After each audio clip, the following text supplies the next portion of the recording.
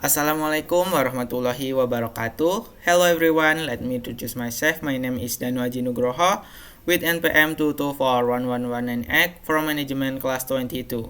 On this occasion, I will explain about pengaruh psikologis terhadap pembelian. Pengaruh psikologis terhadap pembelian adalah dampak dari faktor-faktor psikologis dalam diri konsumen yang mempengaruhi keputusan mereka untuk membeli suatu produk atau jasa. Faktor-faktor ini meliputi persepsi, motivasi, sikap, emosi, dan pembelajaran yang diperoleh dari pengalaman sebelumnya. Dalam dunia pemasaran, memahami aspek psikologis konsumen sangat penting karena keputusan pembelian tidak hanya didasarkan pada kebutuhan rasional, tetapi juga pada perasaan, kepercayaan, dan dorongan mental. Konsumen seringkali tidak menyadari bahwa keputusan mereka dipengaruhi oleh aspek-aspek psikologis seperti keinginan untuk diterima secara sosial, perasaan aman, atau bahkan kebutuhan untuk mengekspresikan identitas diri. Oleh karena itu, pemahaman mendalam tentang psikologi konsumen memungkinkan perusahaan menciptakan strategi yang lebih tepat sasaran. Selanjutnya, manfaat dari pengaruh psikologi sendiri dalam perilaku pembelian memberikan berbagai manfaat baik bagi pemasar maupun konsumen. Di antaranya, meningkatkan efektivitas pemasaran, seperti iklan dan promosi dapat disesuaikan dengan emosi dan kebutuhan psikologi target pasar.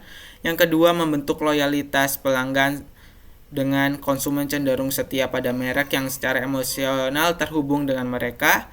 Yang ketiga yaitu meningkatkan kepuasan pelanggan. Contohnya, produk yang dirancang dengan memperhatikan harapan psikologis konsumen cenderung memberikan pengalaman yang memuaskan. Yang terakhir yaitu yang keempat adalah membantu menciptakan nilai tambah produk. Seperti asosiasi emosional terhadap merek dapat membuat produk terasa lebih bernilai walaupun secara fungsional sama. Nah, untuk secara fungsinya sendiri, pemahaman terhadap pengaruh psikologis dalam pembelian memiliki berbagai fungsi penting dalam proses pemasaran. Di antaranya, membaca perilaku konsumen, mengetahui alasan di balik pilihan atau preferensi merek tertentu, membentuk strategi komunikasi, menyusun pesan pemasaran yang menyentuh sisi emosional atau psikologis konsumen. Yang ketiga yaitu mengembangkan segmentasi pasar yang lebih akurat, mengelompokkan konsumen berdasarkan motivasi, minat, atau nilai-nilai pribadi. Yang keempat yaitu mendorong inovasi produk, menciptakan produk yang lebih sesuai dengan ekspektasi dan keinginan psikologis konsumen. Sebagai contoh, kita ambil pada produk minuman Good Mood. Produk minuman ringan Good Mood di Suntory Garuda Indonesia merupakan contoh nyata bagaimana pengaruh psikologis dapat dimanfaatkan dalam pemasaran. Contohnya, dengan mengusung konsep mood booster atau pembangkit semangat, merek ini tidak hanya menawarkan minuman, tetapi juga suasana hati yang positif. Melalui iklan yang menggambarkan situasi harian yang stres dan bagaimana Good Mood membantu mengatasinya, konsumen dihadapkan pada pesan emosional yang kuat. Hasilnya, banyak konsumen yang merasa bahwa minuman ini memberi efek psikologis positif, walaupun secara objektif itu hanyalah minuman rasa buah. Strategi ini sukses meningkatkan penjualan dan memperkuat persepsi merek sebagai produk yang mengerti perasaan konsumennya. Nah, untuk conclusionnya, pengaruh psikologis merupakan faktor penting dalam keputusan pembelian konsumen.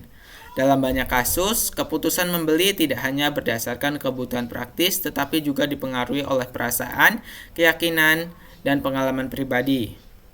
Oleh karena itu, pemasar yang mampu memahami dan memanfaatkan faktor psikologis konsumen dapat menciptakan strategi yang lebih efektif, membangun hubungan emosional dengan pelanggan, serta meningkatkan loyalitas terhadap produk atau merek.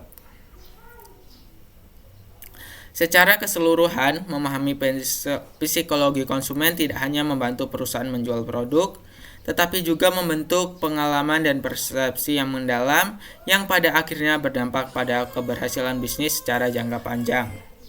Nah, pengaruh ini sendiri selain untuk menarik daya balik konsumen, juga mempengaruhi konsumen untuk membeli secara terus-menerus. Okay, thank you for attention. This is my answer and presentation. I will say thank you. Wassalamualaikum warahmatullahi wabarakatuh.